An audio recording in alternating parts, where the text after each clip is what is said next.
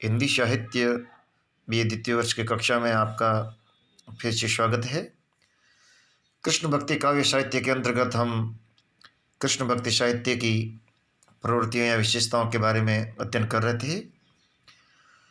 कुछ विशेषताओं पर हमने चर्चा की थी, उसको गतांक से आगे अगली विशेषता है प्रेम की अलौकिकता। जैसा कि हम जानते हैं कि जो भक्ति या जो सगुण भक्ति है, उसमें जो भक्ति का जो मूल आधार है वह है प्रेम। प्रेम भले वो मानवीय प्रेम हो और भले ही ईश्वर के प्रति प्रेम हो। इसलिए जो प्रेम है वह अपने अलौकिक स्वरूप में, यानी जो प्रेम का जो स्वरूप है, यदि साहित्य के धरातल पर, मानवीय धरातल पर देखा जाए तो वह मानवीय प्रेम ही है, परंतु उस लौकिक प्रेम को भक्ति और आध्यात्मिकता ने उसको अलौकिक बना दिया है। इसी कारण से जो राधा और कृष्ण और गोपियों का जो प्रेम है वह सांसारिक और जो भौतिक प्रेम है उससे भिन्न प्रेम है। कृष्ण भक्त कवियों ने अपनी रचनाओं में प्रेम की अलौकिकता पर बल दिया है। इनका श्रृंगार रस चित्रण मधुर रस की कोटि में आता है और सामान्य जो श्रृंगार रस और यहाँ पर जो कृष्ण और गोपियों का जो प्रेम है उसमें यदि उसकी तुलना की जाए या उसमें भिन्नता करने की कोशिश की जाए और इसका साहित्यिक विवेचन भी हुआ है, शास्त्रीय इसको आधार प्रदान करने की चेष्टा भी की गई। इससे पहले हम पढ़ चुके हैं कि जो चैतन्य संप्रदाय के अंतर्गत भक्ति रसामृत सिंधु और उज्ज्वल नीलमणि, इन दो ग्रंथों की रचना ही जो भक्ति रस है, या कह सकते हैं कि जो माधुर्य युक्त जो श्रृंगार है उसको एक रस के रूप में वहाँ पर उसका शास्त्रीय विवेचन किया गया है। तो यहाँ पर भी जो श्रृंगार रस है उसका चित्रण, उसको हम माधुर्य रस या मधुर रस की कोटि में रख सकते हैं। ये जो माधुर्य रस या जो मधुर रस है, ये किस प्रकार से है? मधुर रस की स्थापना कृष्ण और राधा के प्रेम का उन्मुक्त चित्रण करने के लिए ही की गई है। ये जो प्रेम, जो माधुर्य रस या माधुर्य जो श्रृंगार रस है, इसकी जो परिकल्पना है या इसकी जो स्थापना की गई है, इसका जो शास्त्रीय विवेचन किया गया है, उसके पीछे ही जो कृष्ण और राधा का जो उन्मुक्त जो प्रेम है वह उसके चित्रण के लिए ही की गई है। कृष्ण भक्त कवियों ने रति जैसे प्रसंगों का वर्णन किया है। यहाँ तक कि जो संभोग मूलक जो प्रेम है उस प्रकार के जो प्रसंग है उनका चित्रण भी कृष्ण भक्त कवियों ने किया है। इस प्रकार के प्रसंगों में आध्यात्मिकता ढूंढना व्यर्थ है। इस भक्ति परंपरा में श्रृंगार वर्णन के कई कारण मौजूद थे। एक तो मंदिरों का वातावरण विलास प्रदान होता गया, दूसरा अधिकारी वर्ग का दृष्टिकोण भी विलासोन्मुख हो गया था। इस प्रकार कृष्ण भक्ति साहित्य पर चैतन्य, हितहरिवंश, हरिदास और राधा स्वामी संप्रदायों का गहरा प्रभाव था। एक तो विभिन्न जो संप्रदायों का जो उदय हुआ था उसका प्रभाव ही था, क्योंकि ये जो संप्रदाय थे, इन संप्रदायों में राधा और कृष्ण की जो प्रेममयी जो भक्ति है, जो माधुर्य प्रेम की जो भक्ति है, उस पर बल दिया गया। और दूसरा, उस समय का जो वातावरण था, जो विलासी वातावरण था, उसने भी जो राधा और कृष्ण की जो प्रेममयी जो भक्ति है उसको, उस वातावरण से भी इसको बल मिला। तो इसी कारण से जो रति जैसे जो उन्मुक्त जो प्रसंग है, वे भी राधा और कृष्ण की भक्ति के बहाने से या उनके कारण साहित्य में वे समावेशित हो गए हैं। फिर भी जो सूरदास इत्यादि जो कवि है, उन्होंने यहाँ जो राधा और कृष्ण की जो भक्ति है या उनका जो प्रेम है उसको अलौकिक स्वरूप देने का प्रयास किया गया। फिर जो भले साहित्य हो या कला हो, उसको हम एकांगी दृष्टि से नहीं देख सकते। तो जो भक्ति काव्य लिखा जा रहा था वह केवल साहित्य तक सीमित नहीं था, वो संगीत से भी निबद्ध था, मंदिरों में गाया जा रहा था। तो जो संगीत और अन्य जो कलाएं हैं उनका भी आपस में हमें संगम दिखाई देता है। कुछ इसी प्रकार से है, वह है हवेली संगीत। अब हवेली संगीत क्या है, कृष्ण भक्ति का विशेष का क्या संबंध है, उस पर हम दृष्टि डालते हैं। कृष्ण भक्त कवियों में संगीतात्मकता का प्रभाव दिखाई देता है। यदि हम सूरदास के कवि को भी देखें और उसका यदि विश्लेषण करें तो हम पाते हैं कि उनका जो काव्य है, उनके जो विभिन्न जो पद है, वह अलग अलग प्रकार के जो राग रागिनियाँ हैं उस समय जो प्रचलित थी, उनको लेकर उनको निबद्ध किया गया है। तो इन कवियों को संगीत का भी अच्छा ज्ञान था और इसी कारण से वे इसको राग रागिनियों में उसको बद्ध करके न केवल लिखते थे बल्कि स्वयं उन पदों को या और श्री कृष्ण की जो लीलाएं हैं उनके जो पद है उनका गायन किया करते थे। सामवेद से लेकर तक आज तक संगीत का आरोह अवरोह, सप्त सुरों का संगम, लय, गति, तान, आलाप आदि शास्त्रीय वस्तु होकर भी लोकानुरूप बदलती रही। अर्थात जो संगीत है वह सृष्टि के प्रारंभ से ही मनुष्य को लुभाता रहा है। इसी कारण से जो हमारा जो सनातन धर्म है उसका यदि मूल बिंदु कहें तो उसे हम कह सकते हैं वेद। तो वेदों में भी जो सामवेद है उसमें भी जो संगीत को लेकर जो छंद रचे गए थे वे भी संगीत से निबद्ध थे और उनको विभिन्न जो अनुष्ठान होते थे उनको उस समय गाया जाता था। और वहाँ से जो सामवेद से जो संगीत की जो परंपरा प्रारंभ होती है वह धीरे धीरे आगे की ओर बढ़ती है और फिर उसको एक शास्त्रबद्ध रूप भी दिया जाता है।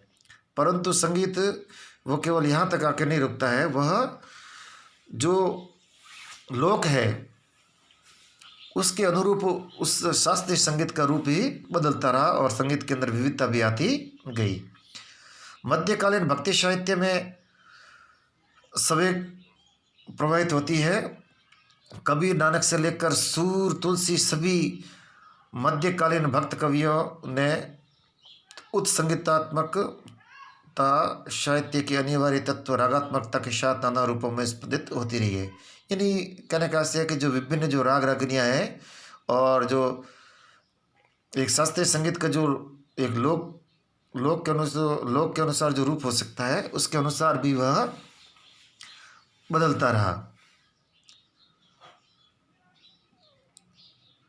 कविता की ये संगीतात्मकता की प्रवृत्ति कृष्ण का भक्ति काव्य की पुष्टि मार्ग जो कवि है उनमें स्पष्ट रूप से देखी जाती है। यानी पुष्टि संप्रदाय यानी जो वल्लभ संप्रदाय है जिसको हम अष्टचाप के कवियों में पढ़ चुके हैं कि जो अष्टचाप के जो कवि थे उनका संबंध इस पुष्टि संप्रदाय से ही था। तो अष्टचाप के जो कवि थे जिसमें सूरदास, नंददास इत्यादि थे, ये श्रीनाथ जी के मंदिर पर कृष्ण की जो लीलाएं हैं उनको आधार बनाकर भक्तिमय पदों का गायन किया करते थे। तो ये गायन केवल गायन तक नहीं था, केवल भजन तक सीमित नहीं था, बल्कि इसमें संगीत के तत्व भी शामिल थे। अकबर के महान संगीत सम्राट तानसेन पुष्टि मार्गी स्वामी हरिदास के शिष्य थे और जो स्वामी हरिदास जी जो अकबर के जो दरबारी जो कवि थे तानसेन उसके गुरु थे। तो इस प्रकार से हम कह सकते हैं कि जो कृष्ण भक्ति जो काव्य है या उनमें जो संप्रदाय थे उनमें भी संगीत का अपना विशिष्ट स्थान था। गुजरात प्रांत में यह संगीतात्मक प्रवृत्ति हवेली संगीत के रूप में दृष्टिगोचर होती है। अतः इन कवियों पर संगीतात्मकता का प्रभाव रहा है। और संगीत का एक जो घराना है, जो जिसे हवेली घराना कहा जाता है, हवेली संगीत के नाम से जिसे जाना जाता है, यह वस्तुतः जो पुष्टि जो संप्रदाय है, उस संप्रदाय में जो कृष्ण भक्ति को लेकर जो पदों को उनका जो गायन किया जाता था, उसको शास्त्र और जो लोक है उसको मिलाकर एक नई संगीत की परंपरा प्रारंभ हुई, जिसे हम कह सकते हैं, जिसका नाम है हवेली संगीत। हमारे राजस्थान में भी जो नाथ द्वारा इत्यादि जो स्थान है, वे इस हवेली संगीत के कह सकता है कि गढ़ रहे हैं। अगला है काव्य रूप। कृष्ण भक्ति काव्य में मुख्य रूप से गे मुक्त काव्य का प्रयोग किया गया है। ये गे मुक्त क्या, क्षमा कीजिएगा, गे मुक्तक का आशय जिससे गाया भी जा सके और जो मुक्तक हो। जैसा कि हमने पहले भी इसके बारे में चर्चा की है कि जो कृष्ण भक्ति जो काव्य है, उसमें जो महाभारत के कृष्ण न होके में कृष्ण का जो स्वरूप है उसको नहीं लिया गया है, बल्कि जो कृष्ण की जो लीलाएं हैं, एक बालक के रूप में, एक सखा के रूप में, और फिर एक युवा प्रेमी के रूप में, जिसको मतलब जो गोपियों इत्यादि के साथ में जो रास लीला इत्यादि करते हैं, तो उन लीलाओं को लेकर ही ये साहित्य का मतलब अपना इसको आधार बनाकर ये इसका फैलाव हुआ है। तो इसके लिए जो जिसके सबसे अधिक आवश्यकता थी वो था मुक्तक यानी इनका जो काव्य है वह किसी प्रकार से जो खंड काव्य और जो प्रबंध काव्य जिसे हम कहते हैं, उस प्रबंध काव्य के रूप में नहीं है। हालांकि जो सूरसागर है उसके अंदर जो कृष्ण जो कथा है उससे संबंधित सभी अंश मिल सकते हैं, लेकिन वे किसी प्रकार से एक सर्गबद्ध रूप में नहीं है, तो उसे मुक्तक ही हम कह सकते हैं। तो जो मुक्तक था वो उनके अनुकूल भी था, तो रोजाना वे अपने अनुसार उन पदों की रचना करते थे और उनका गायन भी किया करते थे। तो उन्होंने गे मुक्तकों का प्रयोग किया। इन कवियों ने कृष्ण के जिस अंश को अपने काव्य के लिए चुना वह सर्वथा मुक्तक के लिए उपयुक्त था। अब मैंने बताया कि उन्होंने जो कृष्ण की जो जीवन की जो कथाएं थी उनको आधार नहीं बताया, बल्कि जो लीला से संबंधित जो विभिन्न जो प्रसंग हो सकते थे, जो भाव हो सकते थे, उन्हीं को ही उन्होंने पदों के रूप में उसका गायन किया। तो प्रबंध काव्य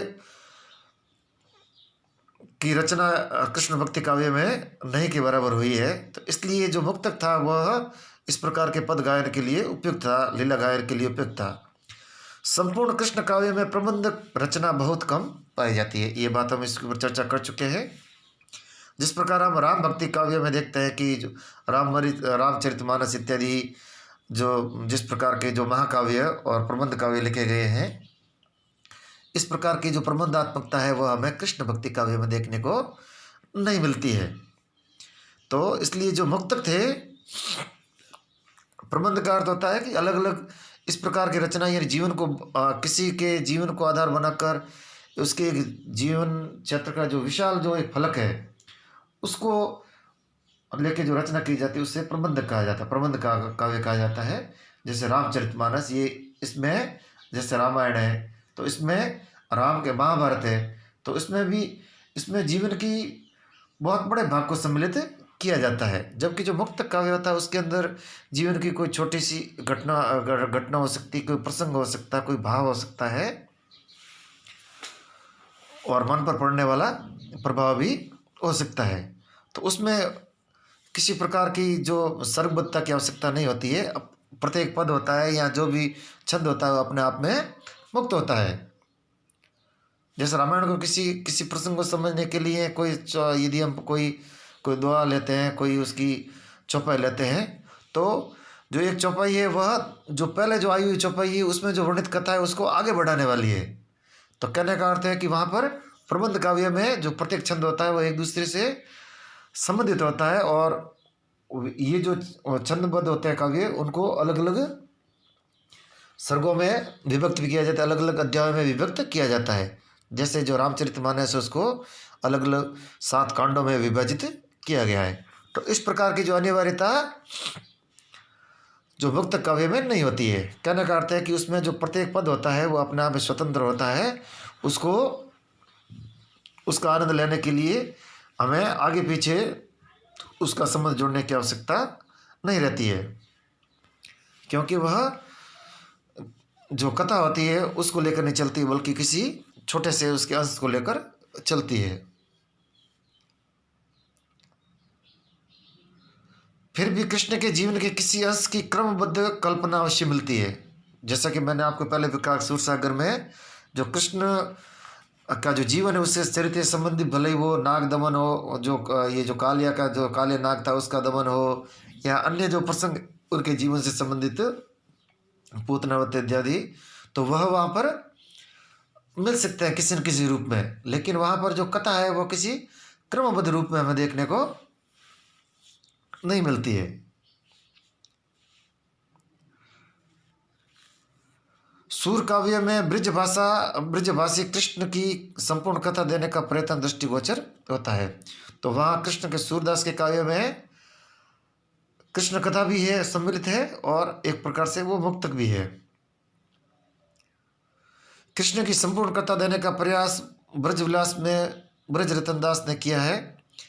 कवि धनदास ने भंवर गीत, रुक्मिणी मंगल, रास पंचाध्याय आदि में कथात्मकता दिखाई देती है। यानी ज़्यादातर जो काव्य है उसका जो अधिकांश जो अंश है उसको हम मुक्तक ही कह सकते हैं। यानी कथात्मकता या जो कथा लिखने का या प्रबंध काव्य लिखने का प्रयास है बहुत ही कम हुआ है और बहुत ही कम उपलब्ध है। इस दृष्टि से हित हरि वृंदावन जो दास है उनका साहित्य उल्लेखनीय। ये काव्य पर गद्य का प्रभाव भी रहा है। जैसे वैष्णवन की वार्ता, 200 वैष्णवन की वार्ता, जिसमें जैसे कि 252 वैष्णव, यानी 252 इस प्रकार के जो वैष्णव जो भक्त रहे हैं उनके जीवन का आधार भर उनको जीवन चरित्र को लिखा गया है। तो ये जो लिखा गया है, जो वार्ता लिखी गई है जीवन चरित्र को लेकर, ये पूर्ण रूप से इनको गद्य रचना तो नहीं कहा सकता, लेकिन गद्य का प्रभाव इनके ऊपर अवश्य देख सकते हैं। उस प्रकार की छंदबद्धता या जो कविता में एक प्रकार की जो लय होती है उस प्रकार का बाध्यता इन पर नहीं है। आगे कुछ अन्य विशेषताएं हैं जिसमें शैली, रस इत्यादि है, उनका हम आगे के वीडियो में देखेंगे। धन्यवाद।